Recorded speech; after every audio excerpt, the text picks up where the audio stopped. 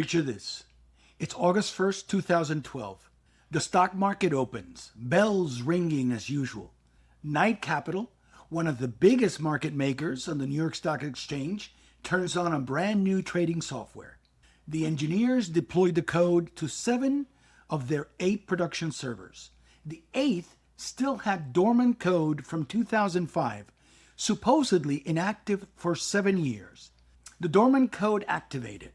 It started buying high and selling low as fast as the network could send orders.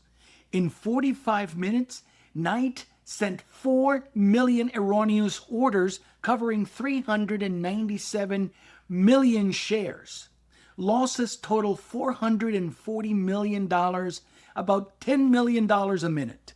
The company's market cap before Armageddon was $1 billion. They lost half their value in 45 minutes. So what's the lesson here?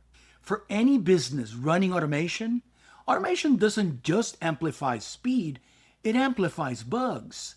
The right question is, how big does the loss get in 60 seconds before a human can intervene?